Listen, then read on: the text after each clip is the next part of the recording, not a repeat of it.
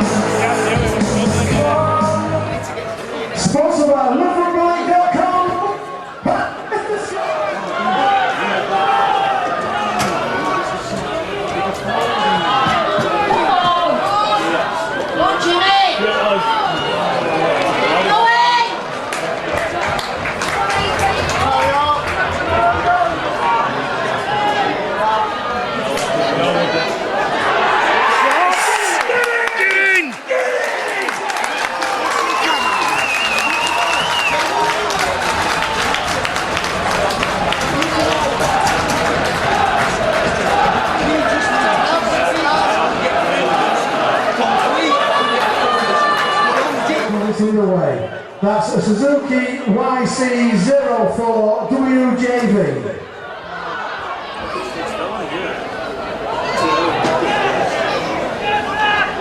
Go on, Dick! Go on, Dick!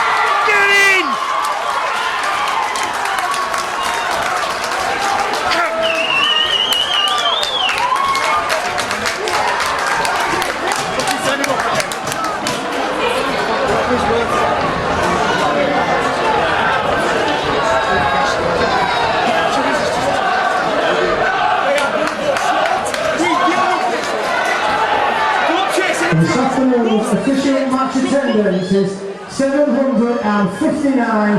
Thank you for your support.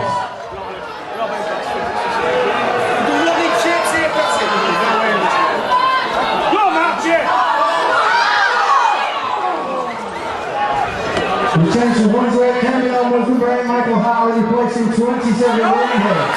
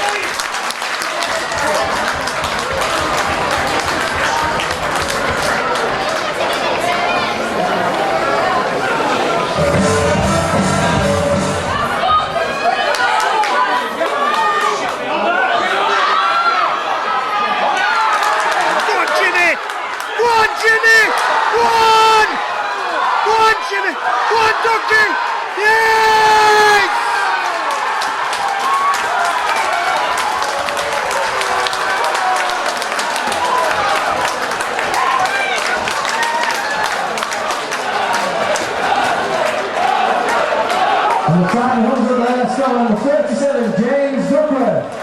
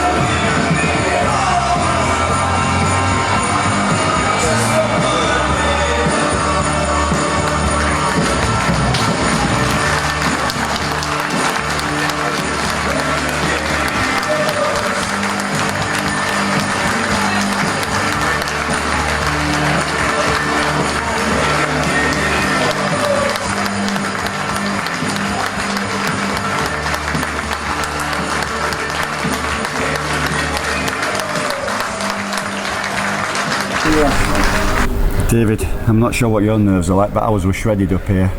Good 80 minutes in total, and now we've got a grand final. Yeah, lads dug deep, going 12 down, nil down at half time. He said we had to do. I thought Richard Moore played immense, 80 minutes at prop, Jimmy Watson at the back, so we'll look forward to next week. First half, we did go in 12-0 down, but had 3 efforts that really, another day you might have got in, but for really good York defence. York defended well, we were pushed all the way. Some good chances, Jimmy Watson, Ducky and Gav Duffy on the wing, so didn't manage to get in, but lads dug deep. Them last 7 minutes were tough with a man down, and they did what they had to do. Yeah, you also got Liam Mackey as well that got injured, and then you got a sin bin at the end of it, so it must have really been a tough ask for everybody. So after a really quick game, it was a tough ask, and when Mackey went off, he's a tackling machine in the middle, and Duff got sin bin, made a lovely tackle, saved the try, but lads dug deep, and we'll keep on saying it. We've got to dig deep in these games to win the game, and we have done. Look forward to next week up at Headingley. I can't wait, mate. It's been 16 years since I played in final, now we're Academy Grand Final, so yeah, Headingley will come. Right, well, all the best for next week, and make sure that training's good this week if you manage to get there. Yeah, cheers, mate. Thanks a lot. All right. Cheers. Barry, that was some game. 12-0 down at half time, and to come back in that second half, I think you threw everything at kitchen sink.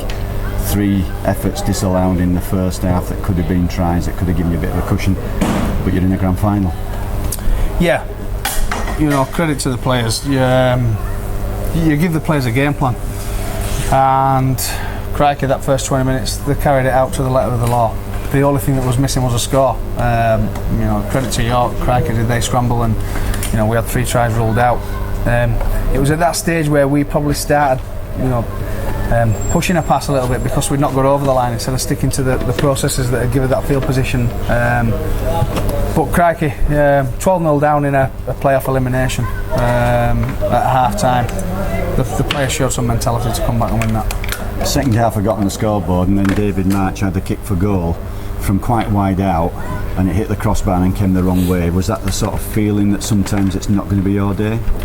Well, do you know, I wasn't feeling that in the stand, but crikey, you can think that potentially as the players are going back to the halfway line to return a kick, you know, from a kick-off, and the ball hits the bar like it does.